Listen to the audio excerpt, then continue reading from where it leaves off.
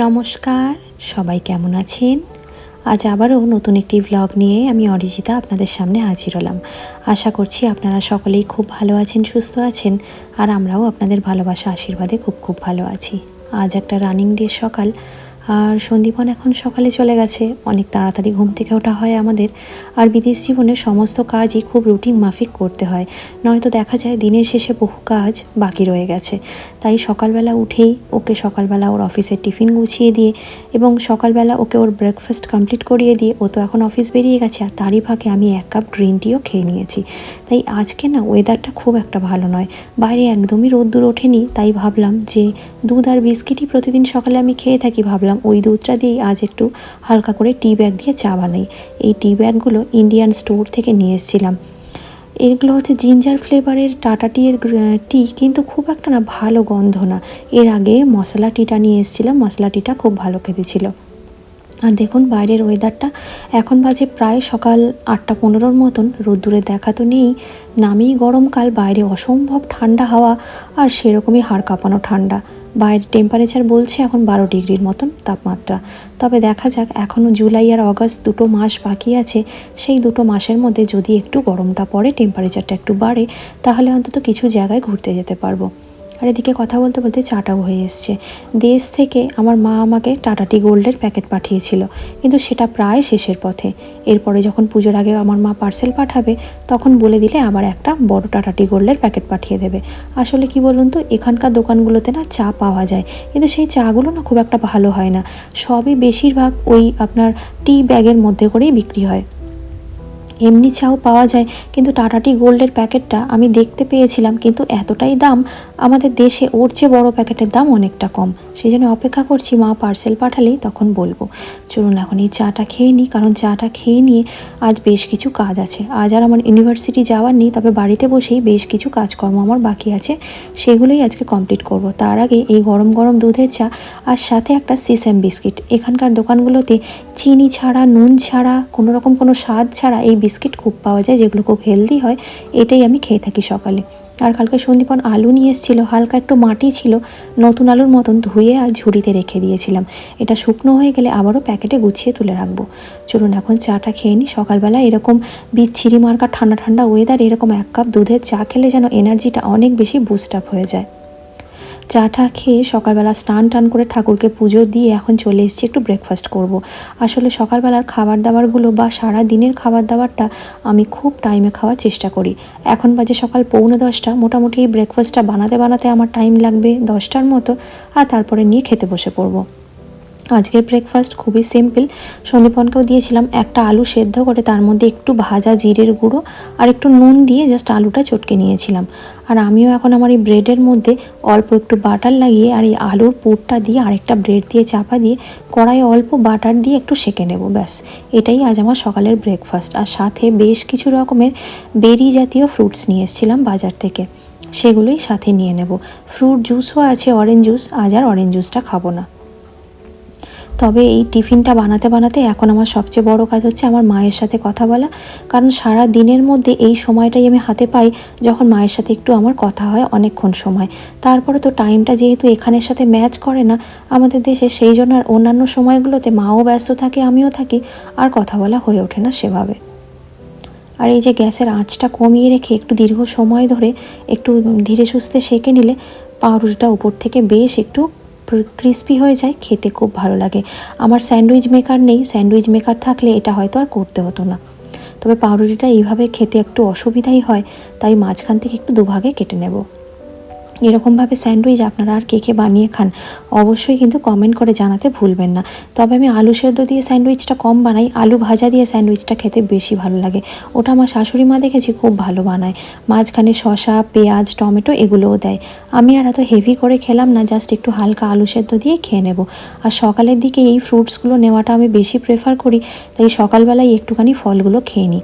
এখানে রয়েছে বেশ কিছু ফ্রেশ ব্লুবেরি, আর এখন দোকানগুলোতে এত পরিমাণে বেরি, চেরি এগুলো দেখতে পাওয়া যায় যে অন্যান্য ফল আর খেতে মন চায় না। এই চেরিগুলো দেখুন কি ফ্রেশ। এখানকার দোকানগুলোতে আজকাল এরকম বড় বড় একদম জামের মতন সাইজে চেরিগুলো এসছে, আর এত পরিমাণে মিষ্টি। এক এক দিনে তো আমি প্রায় 15 থেকে 20টা করে চেরি খেয়েই ফেলছি। চেরি খেতে আমার ভীষণ ভালো লাগে। আর তার সাথে নিয়েছি হানি মেলন। এটা খেয়ে দিয়ে আপনাদের সঙ্গে দেখা হচ্ছে একদম দুপুরবেলা, যখন আমি ডিনারটা তৈরি করব লাঞ্চের পর। চলুন এখন এই ব্রেকফাস্টটা সেরে নিই। সকালের ব্রেকফাস্টের পর আমার বেশ কিছু পড়াশোনার কাজকর্ম ছিল, সেগুলো কমপ্লিট করে দুপুরের লাঞ্চটা সেরে নিয়ে চলে এসেছি রাতের ডিনার বানাবো। আর আজ রাতে ডিনারে ভীষণ সোজাসাপটা রান্নাবান্না রয়েছে, চিকেন। আর চিকেন হলে তো আর কিছু লাগেই না, সেই জন্য চিকেনের যে সমস্ত মশলা দেবো সেগুলো কেটে কুটে রেডি করে নিয়েছি। আর এখানে গোটা যে মশলা ফোড়ন দেবো সেটাও একদম রেডি করে রেখেছি হাতের কাছে। আলুগুলো যেহেতু একেবারে নতুন আলুর মতন, সেই জন্য খোসাগুলো আর ছাড়াইনি, খোসা সমেতই আলুগুলো হালকা সেদ্ধ করে নিয়ে এখন একটু ভাজা করতে বসিয়েছি। তবে আজকে আপনাদের সঙ্গে শেয়ার করব যে আমি আমার বিদেশ জীবনে খুবই কম তেল মশলার ব্যবহার করে থাকি, সেই জন্য চিকেনটা বানাই মাত্র 2 চামচ তেল দিয়ে। যে তেলে আলুটা ভাজছি সেই 2 চামচ তেলেই গোটা চিকেনটা আমি রান্না করব। এখানে প্রায় 1.5 থেকে 2 কেজির মতো চিকেন আছে, রয়েছে মিডিয়াম সাইজের লেগ পিস রয়েছে প্রায় 9 থেকে 10 পিসের মতন। তাই সেই চিকেনটাই আমি আজকে এই সামান্য তেলের মধ্যে তৈরি করে দেখাবো। আর এই তেলের মধ্যে আমি ফোড়ন হিসাবে দিলাম 2টো তেজপাতা, 1 চামচ জিরে, একটা জয়িত্রী, আর তার সাথে গোটা গরম মশলা। জায়ফল আর জয়িত্রীর মধ্যে বড্ড বেশি গুলিয়ে ফেলি জানেন। একটা জয়িত্রী দিলে কি হয়, গন্ধটা খুব ভালো হয়। আর এর মধ্যে কুচি করে কেটে রাখা খানিকটা পেঁয়াজ দিলাম। পেঁয়াজ দিয়েছি ওই 1.5 খানার মতন পেঁয়াজ, মিডিয়াম সাইজের 1.5 খানা পেঁয়াজ আমি এর মধ্যে দিয়েছি। আর 3 টুকরো টমেটো আমার বাড়িতে পড়েছিল, সেটা আমি দিয়েছি। এটা অপশনাল, দিতেও পারেন নাও দিতে পারেন। চিকেনটা খুব ইজি তৈরি হয় আর তার সাথে সাথে খুব তাড়াতাড়িও হয়ে যায় দেখেছি। আর খুব কম তেল মশলা লাগে। দৈনন্দিন জীবনে এত হেভি করে চিকেন বা অন্যান্য জিনিস আমি রান্না করি না, তাই আজকে ভাবলাম এই হালকা করে বানানো চিকেনটা আপনাদের সঙ্গে শেয়ার করি। যদি আপনাদের কখনো কখনো এরকমভাবে চিকেন রান্না করে খেতে ইচ্ছা করে, আপনারা করে খাবেন, দেখবেন টেস্টটা খুব ভালো লাগবে। এর মধ্যে চিকেনের লেগ পিসগুলো দিয়ে হালকা ভেজে নিয়েছি। এবারে যে মশলার পেস্টটা বানিয়েছিলাম, মানে যার মধ্যে ছিল আদা রসুন 10-12টার মতন কাঁচা লঙ্কা, এটা আপনারা ঝালের অ্যাকর্ডিং ব্যবহার করবেন। আর 3টে কাশ্মীরি শুকনো লঙ্কা আর কি, যাতে রঙটা ভালো হয়। হ্যাঁ, আরেকটা কথা, এর মধ্যে কিন্তু আমি কোনো গুঁড়ো লঙ্কার ব্যবহারই করব না। কাঁচা লঙ্কা বাটা দিয়েছি, কাঁচা লঙ্কা বাটা দিয়েই পুরো ঝোলটা বানাবো। আর এই মশলাটা এখন দিয়ে এর মধ্যে আর বিশেষ কিছু মশলা নয়, জাস্ট একটু নুন আর একটু হলুদ, আর কিছু মশলা এর মধ্যে দেবো না। জিরের গুঁড়ো, মিট মশলা কিছুই দেবো না। একেবারে খুব সুন্দর হালকা পাতলা ঝোল হবে, আর যেটা খেয়ে ভীষণ একটা আরাম বোধ হবে শরীরের মধ্যে। নুন হলুদ সবটাই দিয়ে দিয়েছি। এবার ভালো করে কষিয়ে নিয়ে ঢাকা দিয়ে দেবো, কারণ এই পেঁয়াজ আর চিকেনের থেকে যে জলটা বেরোবে সেটাতেই কিন্তু পুরো মাংস রান্নাটা হয়ে যাবে। লাস্টে চাইলে অল্প করে একটু গরম জল দেওয়াই যায়। তবে এর মধ্যে যে ইনগ্রিডিয়েন্টসটা দেওয়াতে চিকেনটা এই 2 চামচ তেলে সম্পূর্ণ রান্না হয় এবং এত সুন্দর খেতে হয়, সেটা এখনও দেওয়া বাকি, সেটা আপনাদের সঙ্গে শেয়ার করছি। দাঁড়ান, এইটা একটুখানি ভালো করে নেড়ে নিয়ে ঢাকা চাপা দিয়ে দিই, কারণ এখন প্রচুর জল বেরোবে, এত নাড়ানাড়ি করতে আর সময় নেই। বেশ কিছু কাজও বাকি আছে। আসলে বিদেশ জীবনে এত পরিমাণে কাজ থাকে যে রান্নাবান্না, খাওয়া দাওয়া এগুলোর পিছনে বিশেষ সময় কিন্তু ব্যয় করা যায় না। আর এটা হলো সেই ম্যাজিক, এটা হলো টার্কিশ ইয়োগার্ট। সুইডিশ সবগুলোতে 2 রকমের দই পাওয়া যায়, এখানে কিন্তু কার্ড পাওয়া যায় না, ইয়োগার্ট পাওয়া যায়। তো ইয়োগার্ট আর কার্ডের টেক্সচার কিন্তু সম্পূর্ণ আলাদা হয়। আর এটা হলো ইয়োগার্ট। তো এটা টার্কিশ ইয়োগার্ট, এটার মধ্যে 10% ফ্যাট আছে। তো এখানকার দুধ, দই এগুলোর মধ্যে কত পার্সেন্ট ফ্যাট আছে সেগুলো কিন্তু সম্পূর্ণ লেখা থাকে। আবার লেস ফ্যাট মিল্ক অথবা লেস ফ্যাট ইয়োগার্ট সবটাই কিন্তু মেলে। তো এখানে যেহেতু 10% ফ্যাট আছে, এই দইটাই আমরা নিয়ে আসি। গ্রিকিশ ইয়োগার্ট আমার খুব একটা ভালো লাগে না, মনে হয় কি যেন দইটাকে কেউ বেশ করে হ্যান্ড হুইস্কার দিয়ে ফেটিয়ে দিয়েছে, খেতে একদম ভালো লাগে না। টার্কিশ ইয়োগার্টের টেস্টটা খুব ভালো, আর টক ভাবটাও অতটা থাকে না। তো ওই মোটামুটি 2 চামচের মতন ভরে ভরে আমি এখানে দই দিয়ে দিয়েছি। দিয়ে দেখছেন কতটা জল বেরিয়ে গেছে। এবার ভেজে রাখা আলুগুলোকে এর সাথে দিয়ে দিয়েছি, দিয়ে এবার ঢাকা দিয়ে দেবো। ব্যাস, এরপরে নিশ্চিন্ত আস্তে আস্তে এটাকে ফুটতে দিন। তেল ছেড়ে আসবে, চিকেন আলু দুটোই সেদ্ধ হয়ে যাবে। দেখুন প্রায় 15 মিনিটের মতন আমি কিন্তু কষিয়েছি ঢাকা চাপা দিয়ে দিয়ে। আর এই তেল ছেড়ে এসছে আর সুন্দরভাবে চিকেন আলু সবই সেদ্ধ হয়ে গেছে। এবারে নামানোর আগে কিছুটা শাহি গরম মশলা দিয়ে দেবো। ব্যাস, এইটুকু দিলেই কিন্তু চিকেনের যে সুন্দর স্বাদটা হবে সেটা কিন্তু খেতে খুব ভালো লাগবে। তবে চিকেনকে খুব মশলা এবং গ্রেভি দিয়ে বানানোটা আমার খুব একটা ভালো লাগে না, তাই চিকেন আমি এরকমই হালকা পাতলা খুব পছন্দ করি।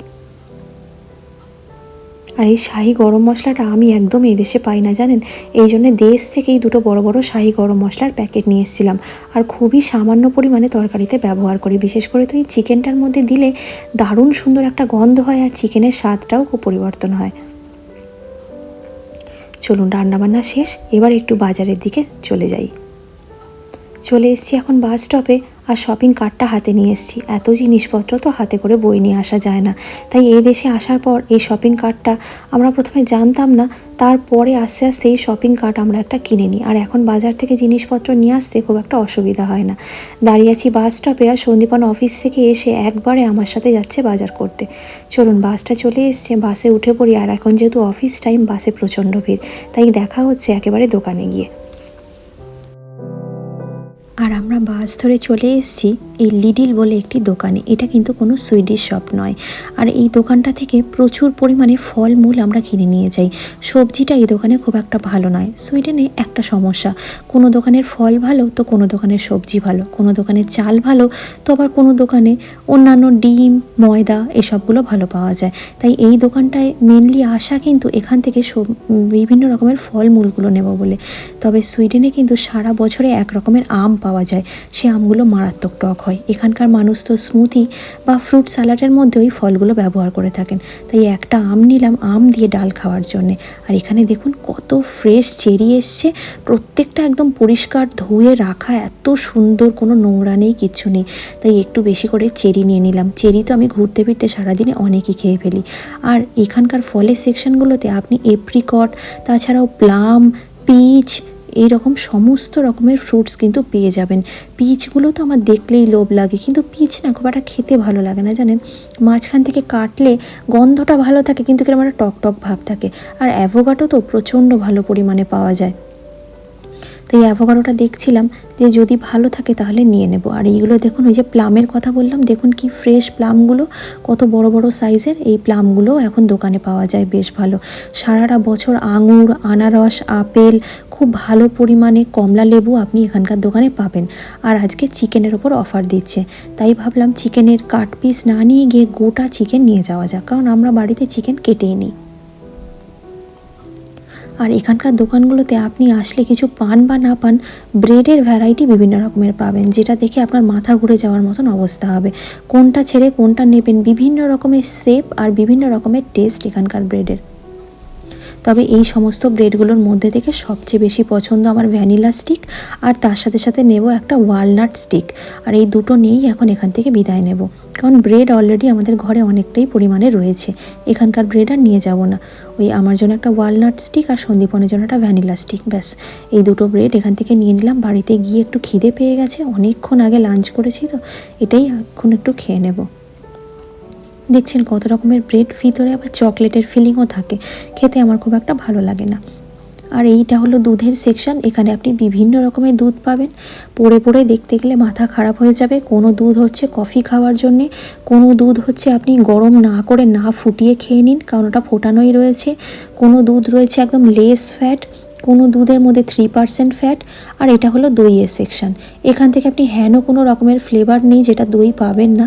আবার তার মধ্যে থেকে আপনি এখানে ইয়োগার্ট পাবেন, কার্ড পাবেন, সমস্ত রকমের।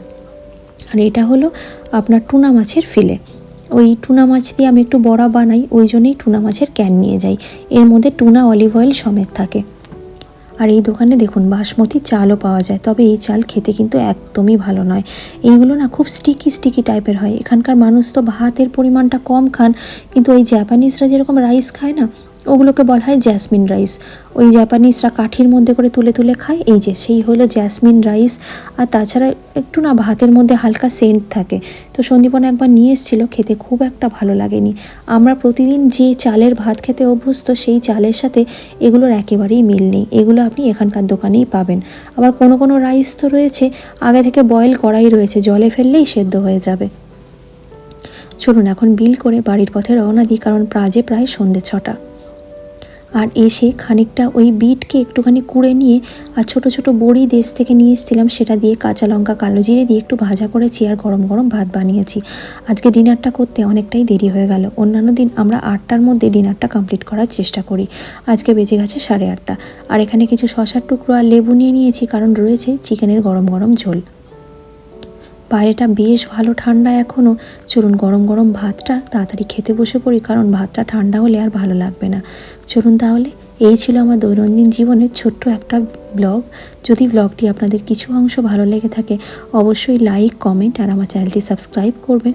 বন্ধুবান্ধবের সঙ্গে ভিডিওগুলি শেয়ার করবেন। আর এই ভিডিওটি যদি আপনারা আমার ফেসবুক পেজে দেখে থাকেন, পেজটি কিন্তু অবশ্যই ফলো করে নেবেন। সবাই খুব ভালো থাকবেন, সাবধানে থাকবেন।